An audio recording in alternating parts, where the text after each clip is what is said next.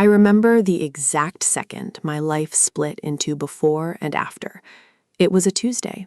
Not even a rainy, dramatic Tuesday, just a great one, with that tired winter light that makes everything in Chicago look like it needs a shower.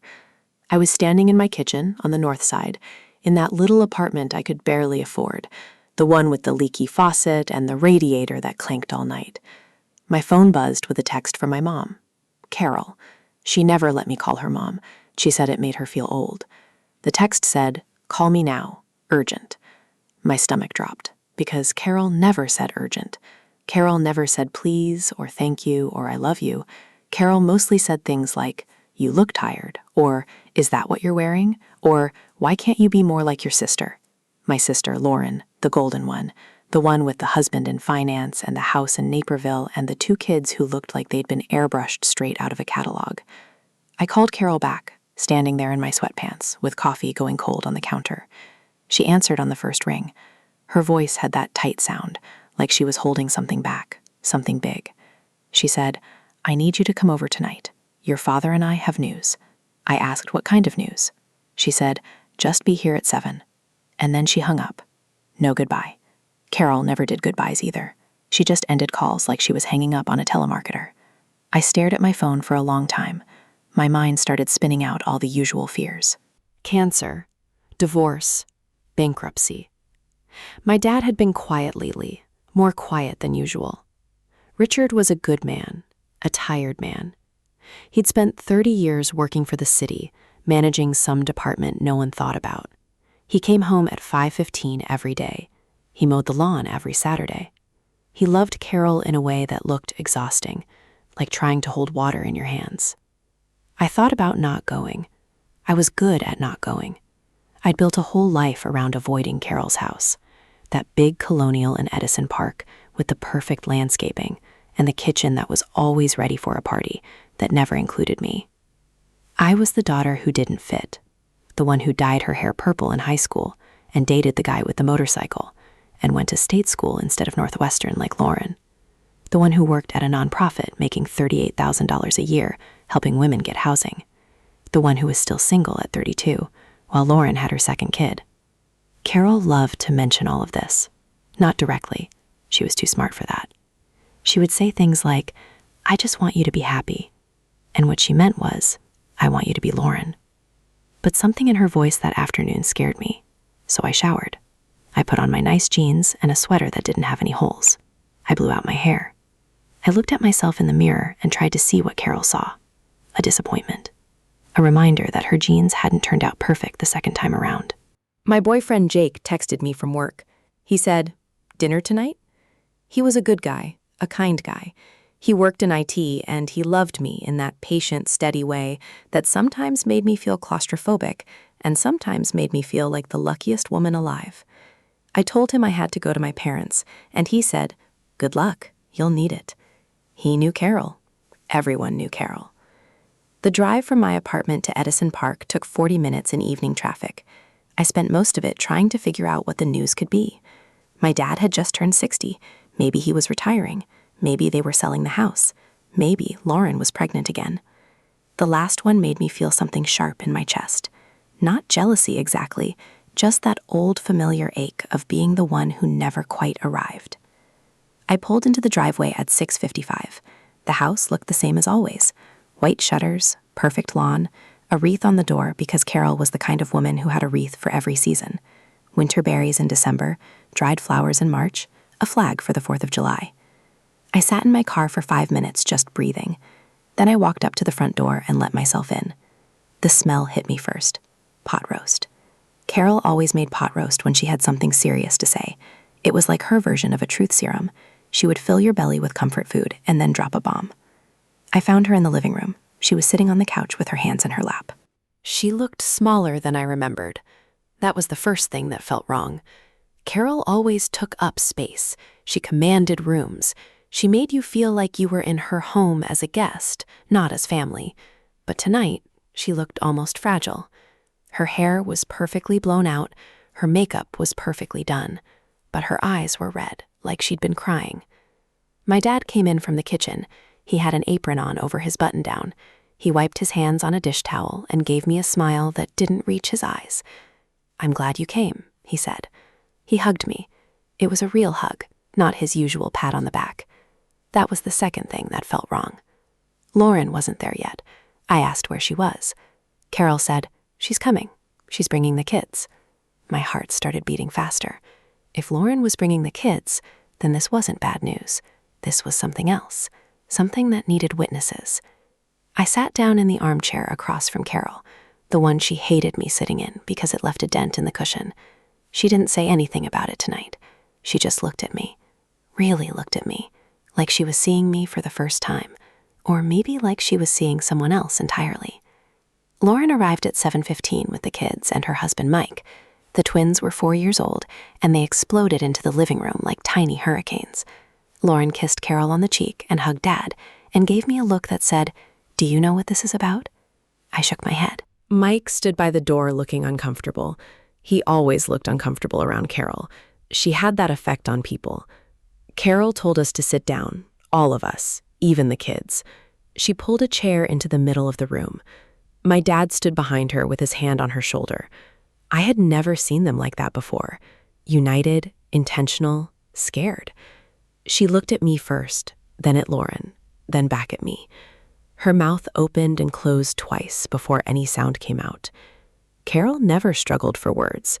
She was a woman who always knew exactly what to say to cut you or comfort you or control you. But tonight, she couldn't find the words. My dad spoke instead. He said, "Girls, there's something you need to know about your mother, about her past, about before she met me." The room went still. Even the twins stopped running around.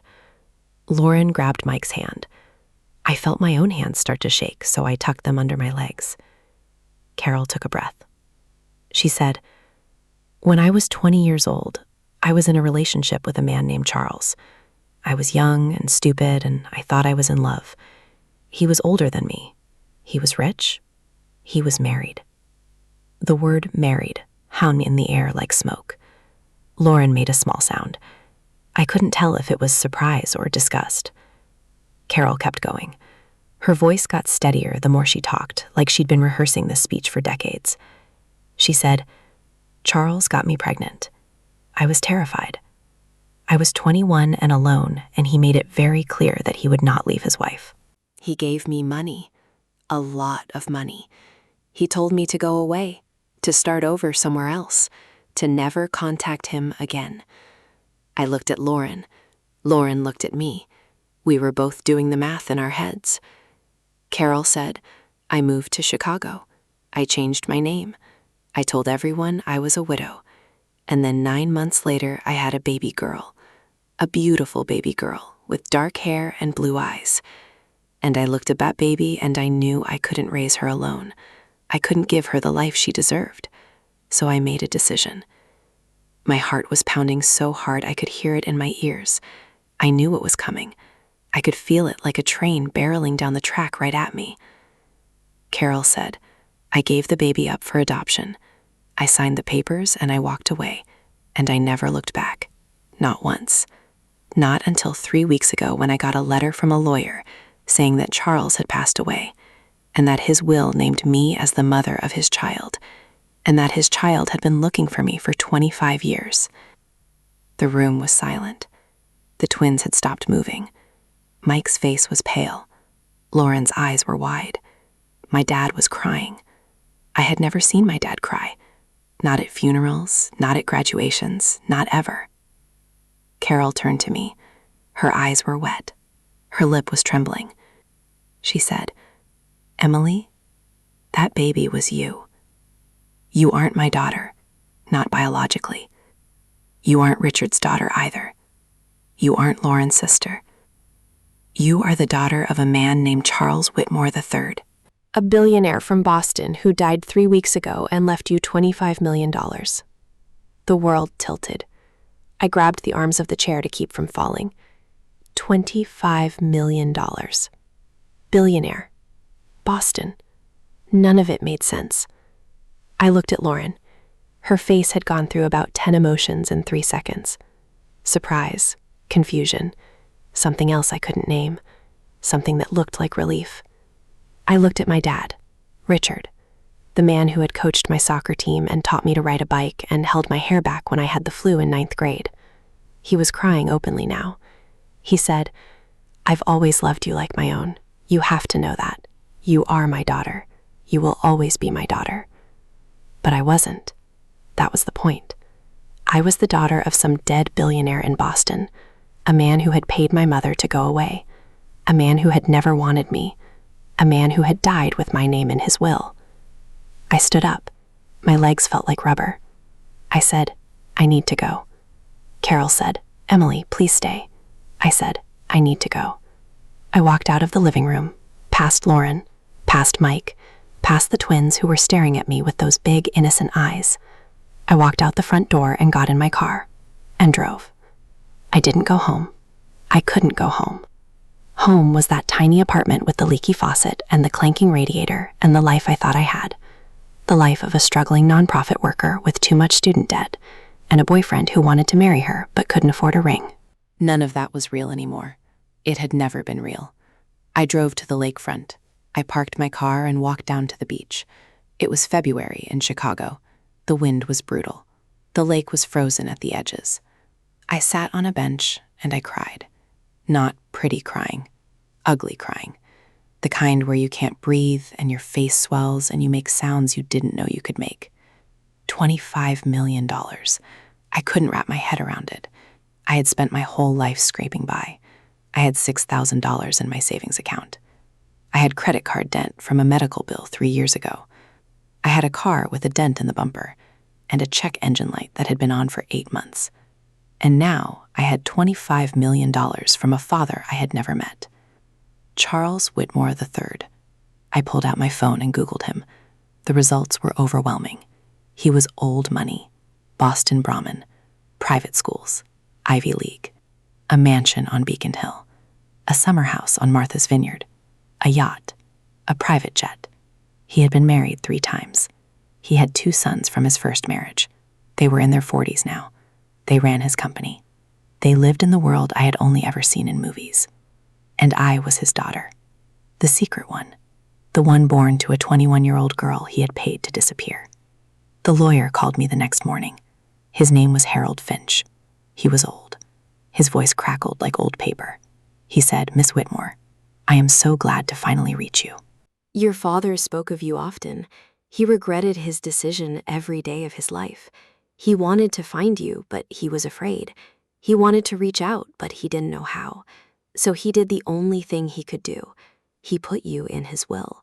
He made sure you would never have to struggle. He made sure you would know that he never forgot you." I didn't know what to say. I didn't know what to feel. I was supposed to be angry, I think.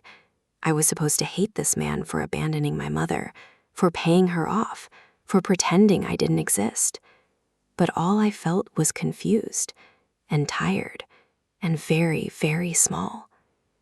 Harold Finch said there were conditions. Of course there were conditions. There are always conditions.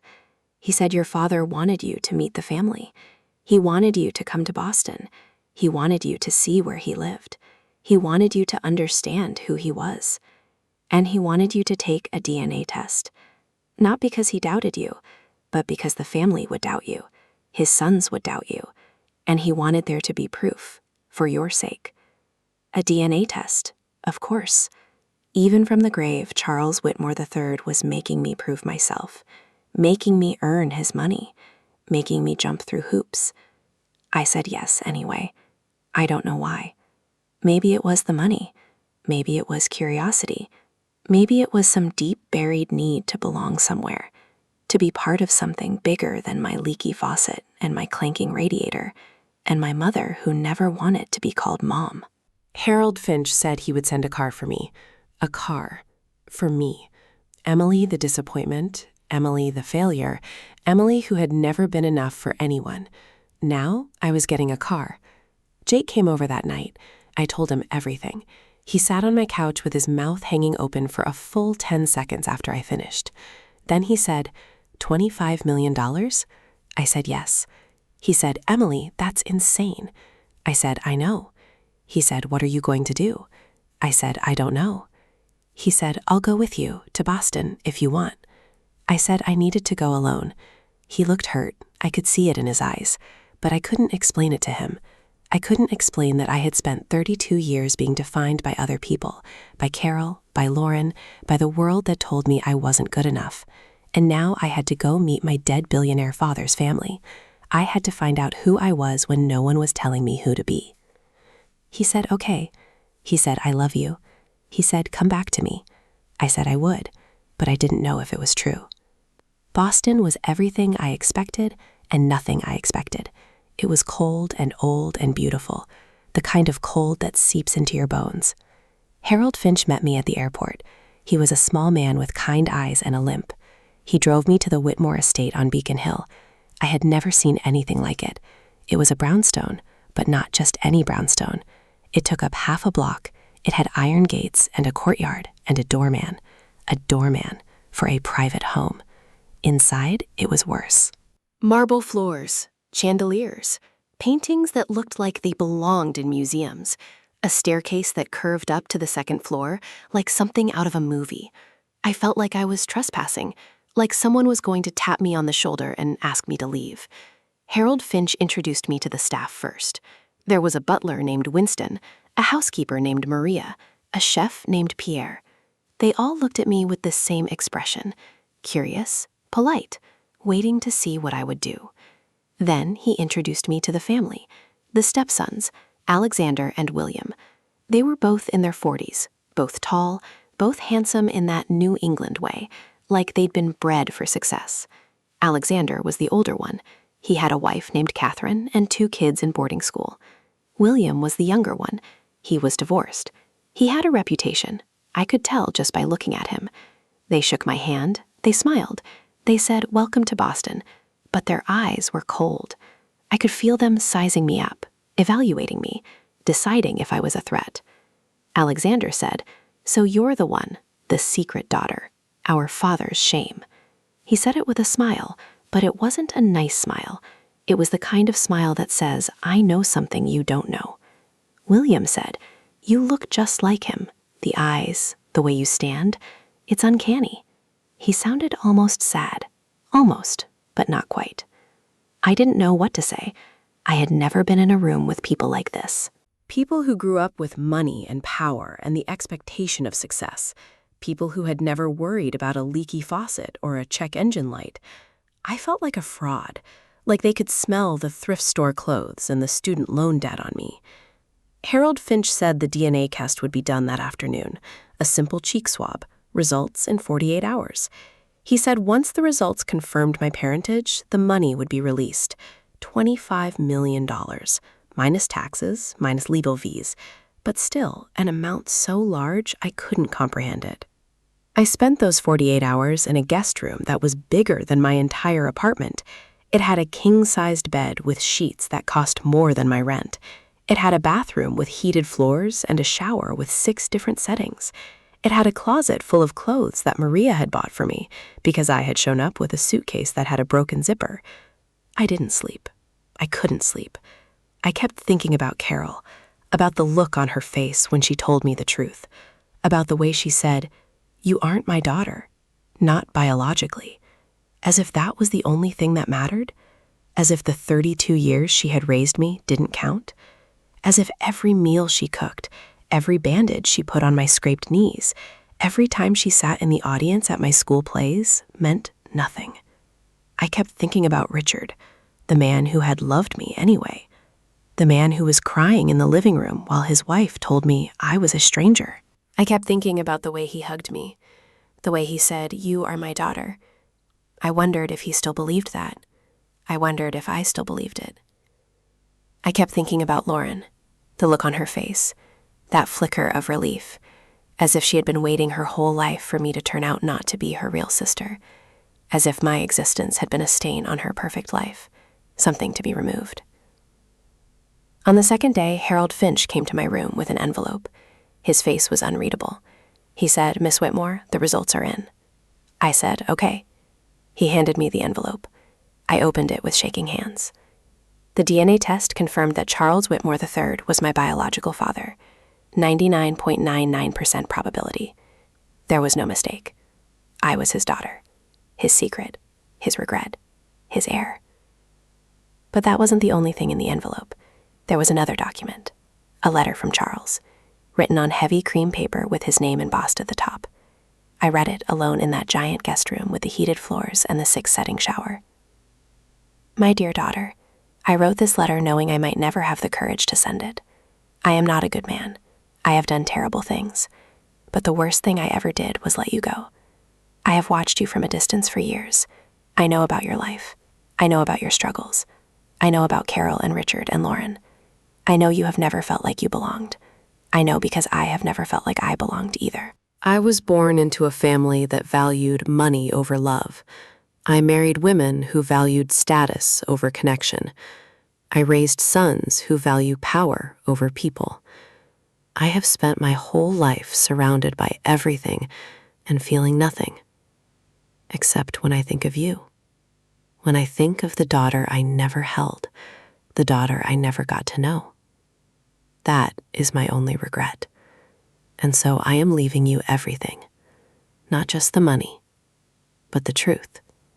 The truth about who you are, the truth about where you came from, the truth about the family you were stolen from. I hope you can forgive me. I hope you can find it in your heart to understand that I was a coward. A weak, selfish coward. But I loved you. I loved you from the moment I heard you existed, and I will love you until the day I die. And after. I cried again. Not ugly crying this time. Quiet crying. The kind where the tears just fall without any sound. I cried for the father I never knew, for the mother who gave me away, for the 32 years I spent feeling like I didn't belong when the truth was I had never been given a chance to belong anywhere. Harold Finch knocked on the door an hour later. He said there was someone who wanted to meet me, someone who had been asking to see me since I arrived. I asked who. He said, your grandmother, your father's mother, Eleanor Whitmore. Eleanor Whitmore was 92 years old. She lived on the top floor of the brownstone. She had her own elevator, her own nurse, her own view of the Boston skyline. She was tiny and fragile, with white hair and blue eyes that had seen too much. She was sitting in a wheelchair by the window when I walked in. She looked at me for a long time, longer than felt comfortable. Then she smiled. She said, you have his eyes, his father's eyes, the ones that saw everything and forgave nothing. I didn't know what to say, so I said nothing. I just stood there in the doorway, feeling like an intruder. She said, come closer, child. I'm not going to bite. I walked over to her wheelchair. She reached up and touched my face. Her hands were cold. Her fingers were bony, but her touch was gentle. She said, I knew about you. From the beginning. Charles told me everything. He was always a terrible liar. He couldn't hide anything from me. Not the affair. Not the baby. Not the guilt that ate him alive for 32 years. I said, why didn't you reach out? Why didn't anyone reach out? She sighed. It was a long, sad sound. She said, because we are Whitmores. And Whitmores don't admit mistakes. Whitmores don't apologize. Whitmores don't acknowledge the things that make them look weak. Charles was weak. He knew it. I knew it. But we never said it out loud. We never did anything about it. We just let him suffer. Let him carry his guilt to the grave. She squeezed my hand. She said, but I'm glad you're here. I'm glad I got to see you before I go. You're the best thing my son ever did. And he never even knew you. I stayed in Boston for 2 weeks. I met the rest of the family. The cousins, the aunts, the uncles, the business partners, the friends. They were all polite. They were all curious. They were all waiting to see what I would do. Would I take the money and run? Would I try to insert myself into the family? Would I make a scene? I didn't do any of those things. I just watched. I listened. I learned. I learned that the Whitmore family was a machine, a beautiful, well-oiled machine that had been running for generations. And I learned that machines don't care about feelings. They don't care about love or regret or guilt. They just care about money and power and legacy. Alexander pulled me aside on my last day. He said, "I want you to know something. I don't trust you. I don't trust anyone who shows up after my father dies looking for money, but I respect the DNA and I respect the will. So I will treat you with courtesy, but I will never treat you like family. You understand?" I understood. I had spent my whole life being treated like an outsider. This was no different. William was warmer. He took me to dinner. He asked about my life.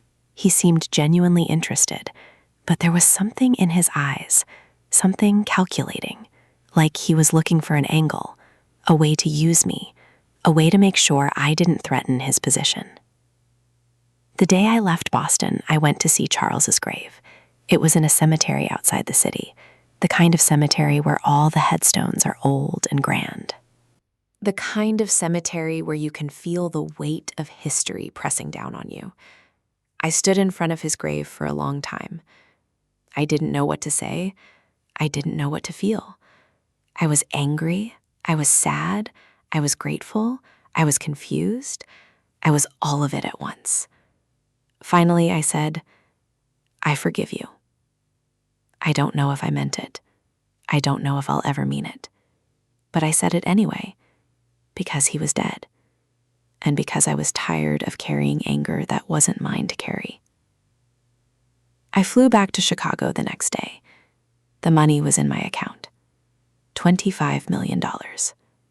I checked my balance on my phone in the airport and almost dropped it. There were too many zeros. It looked like a typo. It felt like a dream. Jake picked me up from the airport. He hugged me so tight I couldn't breathe. He said, "I missed you." I said, "I missed you too." He said, "So what now? What happens now?" I didn't have an answer. I still don't have an answer. I have $25 million and a dead billionaire father, and a mother who gave me away, and a father who raised me, and a sister who was relieved to find out we aren't related. I have a boyfriend who loves me, and a leaky faucet, and a car with a check engine light. I thought the money would change everything, but it didn't. I'm still the same person I was before. I still feel like I don't belong. I still worry that everyone will find out I'm a fraud. I still lie awake at night wondering who I am, and where I came from, and whether any of it matters. But something has changed. Something small. Something I can't quite name. I look in the mirror now and I see different eyes. Charles's eyes. Eleanor's eyes. The eyes of a family that never wanted me, and a father who regretted losing me. And I think maybe that's enough. Maybe I don't need to belong anywhere. Maybe I just need to belong to myself. Carol called me last week. She asked if I was coming to Easter dinner. I said I didn't know. She said Lauren would be there, the twins would be there, Richard would be there. She said, "You're still welcome. You'll always be welcome." But she didn't say I love you. She didn't apologize. She didn't acknowledge that she had kept a secret for 32 years that had shaped my entire life. She just invited me to Easter dinner, like nothing had happened. I haven't decided if I'm going yet. Part of me wants to go. Part of me wants to sit at that table and eat pot roast and pretend that nothing has changed. Part of me wants to see the look on Lauren's face when I tell her I'm a millionaire. Part of me wants to hug my dad and feel his arms around me and pretend that he's still my dad. But another part of me wants to walk away. Another part of me wants to take my $25 million and buy a house somewhere far away and start over. Somewhere no one knows about Carol or Lauren or Charles or the DNA test or the secret that destroyed everything I thought I knew. I think about Charles's letter. The one where he said he had been watching me from a distance. I wonder if that's what I'll do. Watch from a distance. Never quite belonging. never quite being enough, just existing in the space between families, the space between lives. Jake asked me to marry him last night. He got down on one knee in my kitchen, the one with the leaky faucet. He pulled out a ring, a small diamond, nothing like what I could afford now. He said, "I don't care about the money. I never cared about the money. I care about you. I've always cared about you. And I want to spend the rest of my life making sure you know that you belong somewhere. You belong with me." I said yes. I didn't even hesitate. I said yes because he's the only person in my life who has ever loved me without conditions, without secrets, without wanting something from me. He loves me for who I am, not for who I could be, not for whose daughter I am, not for how much money I have. We're getting married in the fall. Small ceremony. Just a few friends. Jake's parents, my dad. I invited Carol. I don't know if she'll come. I invited Lauren. I don't know if she'll come either. I invited Alexander and William and Eleanor. Eleanor sent a card. She said she's too old to travel. Alexander sent a note from his assistant. William didn't respond at all. The money sits in my account. I haven't spent any of it. I don't know what to spend it on. I still drive the car with the check engine light. I still live in the apartment with the leaky faucet. I still work at the nonprofit. I still help women find housing. I still make $38,000 a year. People think I'm crazy. Jake's mom asked me why I haven't quit my job, why I haven't bought a house, why I haven't traveled the world. I don't have an answer for her. I don't have an answer for anyone. The only thing I know is that money didn't make me feel less lost. It made me feel more lost. Because now I have no excuse. Now I have everything I ever wanted, and I still feel empty. Some nights I sit in my apartment and I stare at the ceiling and I think about Charles, about the father I never knew, about the letter he wrote, about the way he said, "I have spent my whole life surrounded by everything and feeling nothing." And I wonder if that's my inheritance. Not the money, the emptiness, the feeling of being surrounded by everything and feeling nothing. But then Jake comes home. He kisses my forehead. He asks about my day. He makes me laugh. And for a moment, the emptiness goes away. For a moment, I feel like maybe I do belong somewhere. Maybe I belong right here, in this tiny apartment with the leaky faucet and the clanking radiator, with a man who loves me, with a future that's uncertain but full of possibility. The DNA test said I'm a Whitmore, but I don't feel like a Whitmore. I don't feel like a daughter. I don't feel like a sister. I just feel like Emily. Emily who is trying her best. Emily who is still figuring it out. Emily who has $25 million and no idea what to do with it. Maybe that's okay. Maybe I don't need to have it all figured out. Maybe I just need to keep going. One day at a time.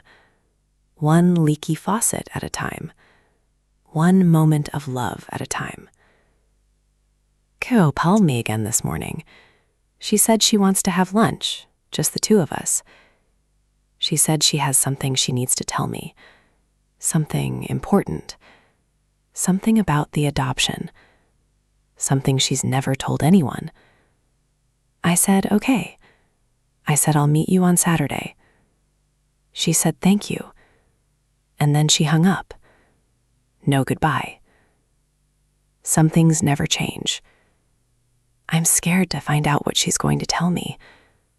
I'm scared that it's another secret, another bomb, another truth that will shatter everything I thought I knew. But I'm going anyway, because she's my mother. Even if she's not my mother, even if she gave me away, even if she kept me at arm's length my whole life, she's the only mother I have. And maybe that's the thing about family. It's not about blood. It's not about DNA. It's not about money or inheritance or last names. It's about showing up. It's about being there even when it's hard. It's about forgiving people even when they don't deserve it. I don't know if I believe that yet. I don't know if I'll ever believe it. But I'm trying. I'm trying to be better than Charles, better than Carol, better than the family that never wanted me. I'm trying to belong to myself. And maybe that's the only thing that matters in the end. Not the money, not the secrets, not the DNA.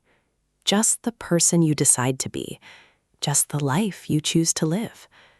I'll let you know what Carol says on Saturday. If I survive it, if the truth doesn't break me, if I can keep standing after she tells me whatever she's been hiding all these years. But right now, I'm going to go fix my faucet.